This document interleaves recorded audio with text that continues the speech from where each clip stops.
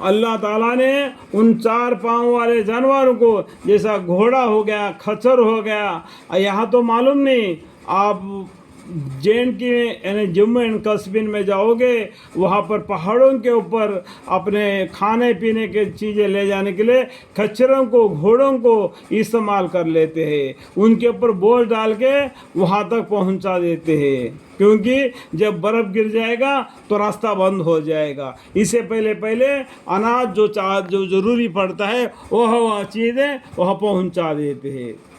سمجھ میں آ گیا؟ اور وہاں تمہارے بوجھ بھی ایسے شہروں کو لے جاتے ہیں جہاں تم بدون جان کے محنت میں ڈالے ہوئے نہیں پہنچ سکتے تھے۔ وہاں کا تمہارا رب بڑا شفقت اور رحمت والا ہے۔ انسانوں کو کیا چاہیے کیا نہیں چاہیے اللہ تعالیٰ نے پہلے ہی بنا دیا، اس لیے بولتے ہیں اللہ تعالیٰ بڑا شفقت اور رحمت والا ہے۔ ان ربکم لرؤوف الرحیم۔ اور گھوڑے اور کھچرے اور گدھے بھی پیدا کیے تاکہ تم ان پر سوار ہو،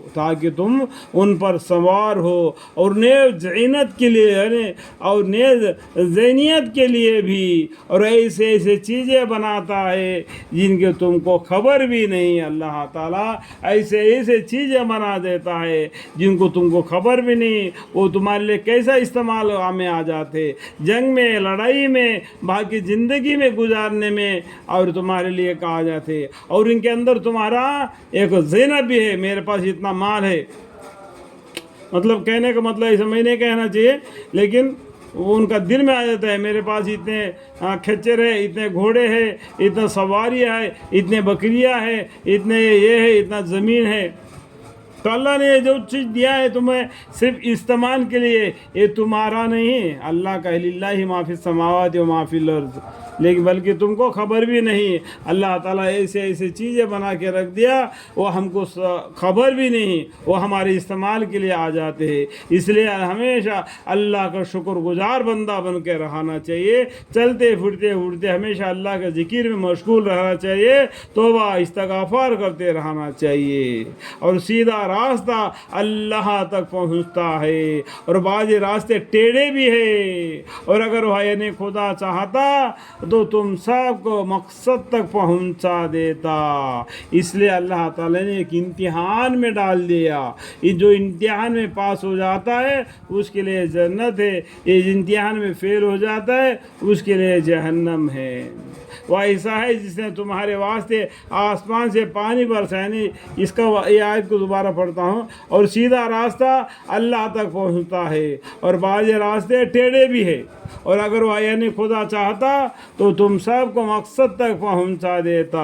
وہ ایسا ہے جس نے تمہارے واسطے آسمان سے پانی برسایا جسے تم کو پینے کو ملتا ہے، اور اس کے سبب سے درخت پیدا ہوتے ہیں۔ دیکھو وہ ایسا ہے جس نے تمہارے واسطے آسمان سے پانی برسایا، مین برسایا، جسے تم کو پینے کو بھی ملتا ہے پانی، اور اس سے تمہاری کھیتیاں بھی اگتے ہیں، تمہارے لیے اناج بھی بنتا ہے، اور تمہارے مویشیوں کے لیے بھی اناج بنتا ہے، جانوروں کے لیے سب سے درخت پیدا ہوتے ہیں جن میں تم اپنے مویشی کو چرانے چھوڑ دیتے ہو، اور اس پانی سے تمہارے لیے کھیتی اور زیتون اور کھجور اور انگور اور ہر قسم کے پھل اگاتا ہے۔ اللہ تعالیٰ یہ سب ہمارے لیے کر دیتا ہے، اس لیے بے شک اس میں سوچنے والوں کے لیے دلیلیں ہیں، یتفکرون، سوچنے سمجھنے والے کے لیے اللہ تعالیٰ دنیا جہان والوں پر مہربان ہے۔